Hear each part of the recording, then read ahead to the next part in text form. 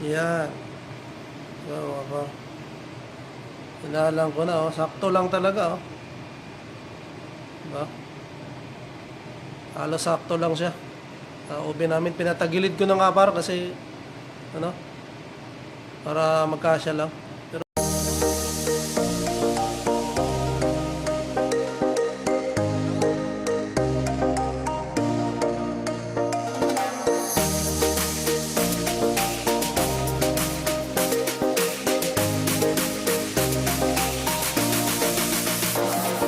Dos Davao del Sur nandito. Oh, Canada!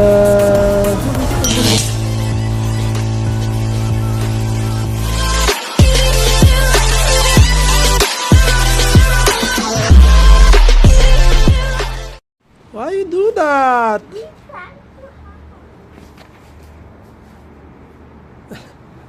Wow! Girl power!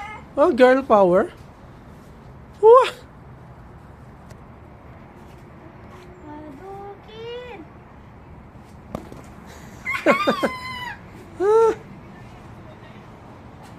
My attack slot should arrive in 3 minutes.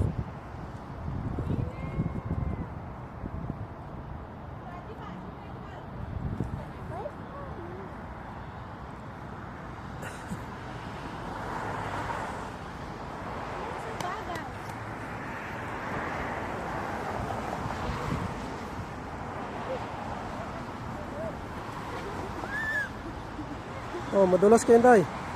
Ay, nakaganda. Stay here. Yellow glitter and I close it. Miss Jenna put blue here. And then I grab a string and tie it. Mm-hmm. Yeah, and then What's that? what's about it? First, we get wooden and we paint it black everywhere. And I decided to make a cross because I believe in God. And then I put my picture. It was a sticker. Miss Jenny showed us. And then Miss Jenny put like invisible glue to make it like some nail polish. Okay. And then I made. This is what. Sorry. This is for Zion and Zildjian. Saan po kayo Zildjian tsaka kay Zion? Okay, first, wait. First, this is for Zion and Zildjian. This is from me. Okay, there's nothing like that. And I draw a Christmas candy cane. Dear Zildjian and Zion, Merry Christmas. My tata is so ugly. I write this in the middle. No. Look, and then I decided Zion was holding a time machine, and then Zion is looking at him, and pretend Zildjian said, maybe Zion, my brother, maybe you should click the button in the time machine so we can go back in time. And then Zion said, oh, of course, they click it and they go back in time. Okay. It's polka dot. It's cool. Now for Tita Yankees. For Tita from heaven. First, for Tita from heaven, Christmas one. Look at the back. That's for Tita Yanti? Yeah, Okay. real. Santa is real. Mm-hmm. Not real. Santa is real. Santa is real. The Santa. Ho ho ho. Mm-hmm. Lila. Yeah. I just read that randomly. No, I don't know how to erase it. So, this Tita, she saw a Christmas tree and it was snowing. And then it says, Dear Tita, I love you and Merry Christmas. I gave you my heart. For the very next day, you gave it away now. Ito na mga par, no? Naitali na natin tong ano, pork belly natin, no? Yeah, diba? Belly natin yan mga par. Ayan. Pinapatulo lang natin yan kasi ano, bukas pa natin isasalang yan mga par. Patuloyin ko muna kasi lalagay ko yan sa loob ng chiller para bukas talagang dry siya. And pag nilagay natin sa oven, talagang kikrispy yan mga par, no? Yung balat niya. So ayan. Yung mga ganyang kalaki mga par, mga ano yan, estimate ko mga 2 oras or 3, depende sa oven, sa init ng oven mga par, no? Kasi yung oven namin maliit lang eh. Ito yung oven namin eh. Ito ko lang siya sa salang, kaya napakaliit lang mga par, halos talagang sakto lang siya. Ano? So malamang depende sa init nito, tatsansahin natin kung ano magluto. Ito yung dadalhin namin pala bukas mga par, no, sa Christmas party namin. So ito yung nakatoka sa atin, no, pork belly, lechon pork belly, no. So yun, ang maganda naman ang ano. So dinamihan ko lang yung tali mga par, no, baka kasi maputol kasi yung ano, yung panali mga par, medyo malambot. So talagang sinecure ko muna kasi mahirap pag naputol mga par tapos mainit na. So wala na, bulilyaso na yun. Hindi na mabubuo. So mas maigi, tinalihan ko na ng marami na. So ayun. And yung sobra mga par, lutuin ko rin ito. Adobo. So yan yung panahon natin, no. Medyo maganda na. Hindi na masyado makapal yung yelo, no? Pero malamig pa rin sa labas mga par. Kanina chinek ko negative 19 eh, yung mga tanghali. Ewan ko lang ngayon kung anong temperature na ngayon. So ayan, tingnan natin. Diba?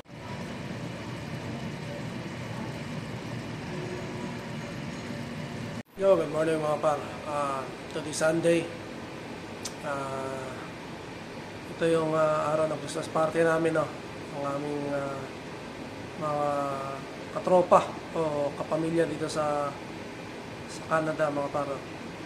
And yun, maaga tayo nagising kasi kailangan natin isalang yung ating lechon pork belly, no? Kasi para luto siya ng maaga kasi alis kami ng alas 11, sabi ni Sir Ali, no? So sinalang ko na siya ng maaga para hindi tayo maghahol sa oras. So ayun, estimated ko dito mga par, mga 3 oras to kasi mahaba eh, medyo makapal siya. So mas maganda na yung marami tayong oras, no? So para hindi tayo nagmamadali and maluto talaga siya ng maayos mga par. So yun, pakita ko sa inyo. Ito na, isala ko na. Yan. So mga par, inalang ko na, oh. Sakto lang talaga, oh. Diba? Halos sakto lang siya. Oven namin, pinatagilid ko na nga par kasi ano, para magkasya lang. Pero kasya naman, ayos naman, oh. Diba? Sa 30 minutes pa lang yan mga par. Oo, wala pa talagang ano, hindi pa namumula-mula konti, oh. Pero maya-maya yan. So 5:30 ko yan sinalang, 5:30. So, mga alas 9 yan mga par. O, mga alas 8. 8:30, mga ganon. Depende sa lakas nitong ano mga par, oven namin. Kasi napakaliit lang yan, no? Ganyan lang yan mga par. So, depende yan sa ano niya. Di ba? Yan mga paro. Mga nakaisang oras na yan dyan. Kanina ko sinalang yan, maaga ako nagising mga paro. Medyo mapula-pula na. Yan, di ba? So, ayun nga. Ang usapan namin mga paro ni Sir Ali kagabi. Alis kami ng alas 11 ng umaga. So, sila misis tulog pa eh. Mamaya ko na yan sila gigisingin pagka maluluto na rin yung ating pork belly. Siguro mga alas 7. Singin nga sila kasi maliligo pa. So yun, as usual mga paro, kikisabay ulit kami kina Sir Ali. Siyempre sila ng Sila yung may sasakyan, no? So, sasakay ulit kami sa kanila. Ayun. Ito yung unang Christmas namin dito sa Canada. So, yun. Sa mga dito nakakalam, no, April lang kami dumating. So, ito yung pinakaunang Christmas namin sa Canada. So, yun. Nais ko lang magpasalamat, no, kina Sir Ali Andonia Mirian kasi lagi nila kaming sinasama pag may mga lakad, pag may mga okasyon. And kung hindi dahil sa kanila mga pardo, wala, nandito lang kami sa bahay or nasa station lang kami gagala-gala. So, yun mga pardo, nais ko ng pasalamatan, no, ang ating mga kaibigan, no, bago matapos ng taon. Itong 2024 mga pardo, napakagandang taon para sa amin, no? Kasi ito yung simula ng nagsasama-sama namin na pamilya. Kasi yun, sa mga hindi nakakalam, no, nagbabarko tayo. And lagi tayong wala mga par. Sa isang taon, wala ako palagi mga par. No? Kasi yung kontrata natin is 10 months and bihira ako makapagpasko sa Pilipinas mga par. So laging laging wala ako. Siguro sa 12 years kong pagbabarko, 13 years na pagbabarko mga par, 2 beses lang ako nakapagpasko sa Pilipinas. So lagi akong nasa barko nagpapasko. So ayun. Nagpapasalamat lang ako kasi binigay ni Lord, no? And nandito tayo sa Canada, no? Dati pangarap lang natin na well, hindi itong Canada mga par. Ang pangarap natin is for good, no, sa Pilipinas. Hindi na babalik sa barko kasi yun nga ang pangarap natin na magkakasama kami, ang aking asawa at saka ang aking anak. Dati pangabar, no, hindi ko alam kung paano gagawin, no, kasi sa Pilipinas kasi pag mag-stay ka, pag for good ka doon, kailangan meron kang anak buhay. Kasi pag wala, napakahirap po talaga. So yun, pinag-iisipan ko dati yung mga negosyo, punta ka ng negosyo, kailangan mong gawin mga parno para makasurvive ka, no, sa pang-araw. And kung magtrabaho ka naman kasi mga parno, napakaliit ng sweldo, no, sa Pilipinas, sa totoo lang talaga. So hindi talaga sasapat mga parno. Lalo na kung nasa Manila ka nakatira, umapahan ka. So magbabayaran ng kuryente, may tubig, and mga bills, napakarami mga parno. Talagang hindi siya sapat. So, yun, hindi ko akalain na makakapunta kami dito. No? And talagang buhay mga pares, sorpresa, no? Bigla-bigla na lang may dadating na blessing para sa iyo, no? At sa pamilya mo. So, nung dumating tong ganitong pagkakataon mga ganitong opportunity, hindi talaga kami nagdalawang isip na subukan yung pagpunta namin ng Canada, no, kasi ito yung pinapangarap ko na magkakasama kami, no. So yun, gaya ng sabi ko, hindi ko to sasayangin mga pardo habang may pag-asa na makapag-stay kami. Gagawin namin ang lahat mga par na makapag-stay kami dito sa Canada. Kasi isang beses lang ito mga par, no? Yung ating opportunity, no? Kailangan natin kilingan, kailangan natin makakuha ng status dito para makapag-stay tayo para sa akin, sa amin, and para na rin kay Inday. So, yun, gusto ko lang pasalamat and shoutout ang aming sponsor, no? McCartney family, no? McCartney family, and syempre ang aking sister-in-law, Mary Jean Santo McCartney. Sila yung talagang sumuporta sa amin. Kaya kami nandito mga par. So maraming salamat at yun. Jane and McCartney family, sila Matt, Tito Yanti, Tito Dave, and Mark, na maraming salamat. And sila yung bumago sa buhay namin mga par, no? Sa routine na kaming buhay kasi yun nga, lagi tayong sampa barko, uwi, sampa, uwi, ganun lang. So ngayon, iba naman mga par, no? So nandito na tayo sa Canada, magkakasama kami araw-araw. So yun, masaya ako mga par. So sabi ko, lahat ng hirap, naranasan ko na yata lahat, no? So kaya pagdating dito, hindi na bago sa akin, no? Yung mga hirap dito, or tinitingnan ko mga par na wala akong nakikita mahirap dito sa Canada.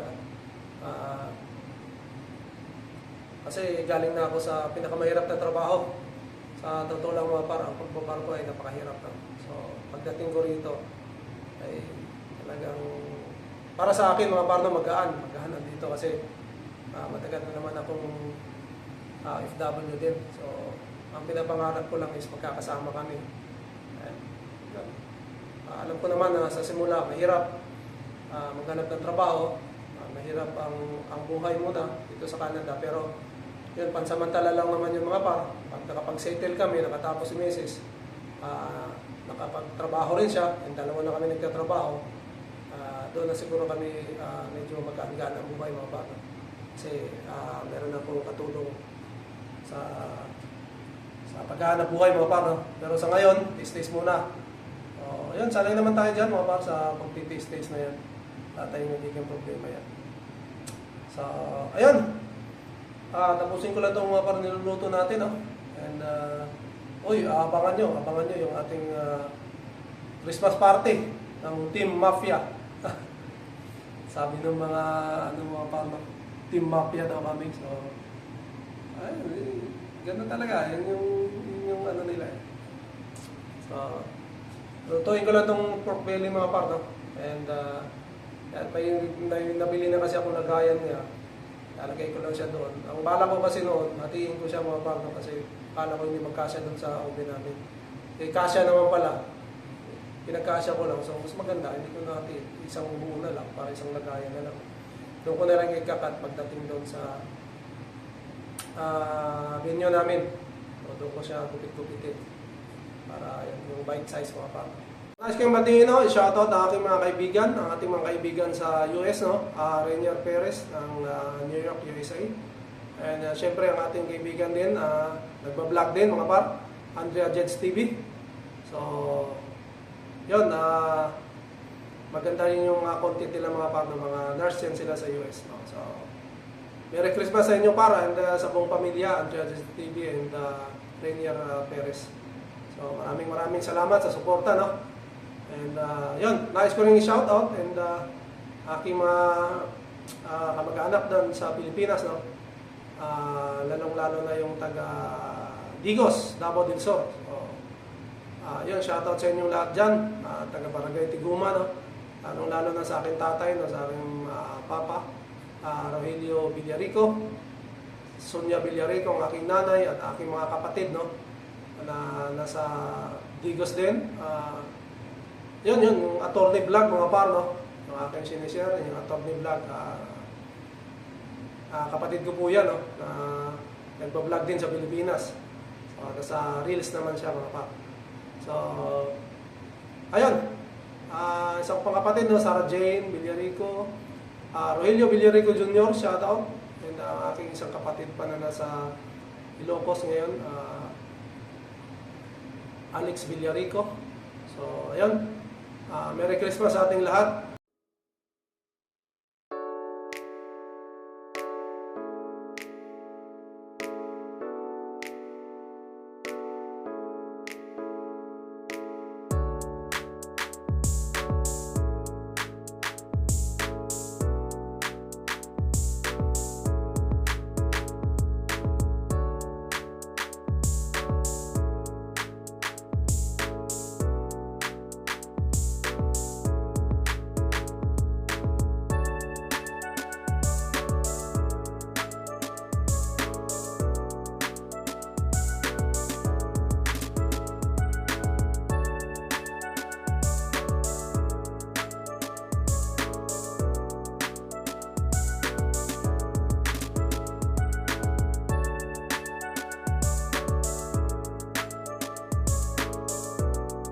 Ngayon mga par, no, malapit na maluto yung lechon belly natin.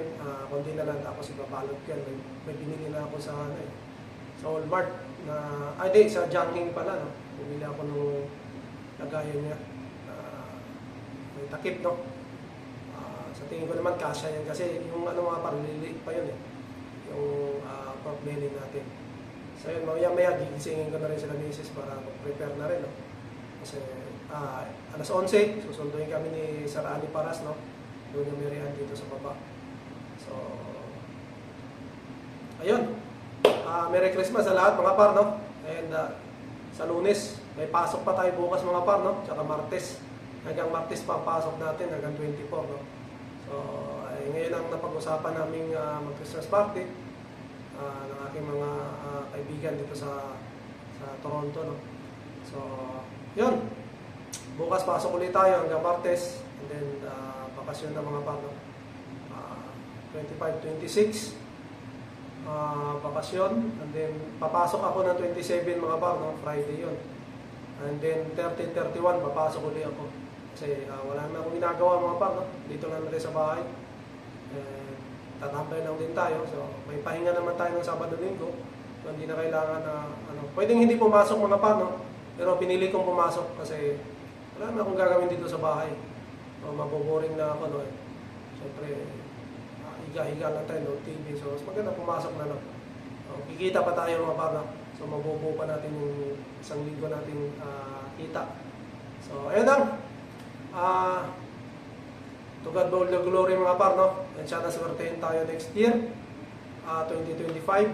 No? And pinagdadasalin natin na sana may lumabas ng mga bagong balita na pabor sa atin, no? Ang Canada. So, yun.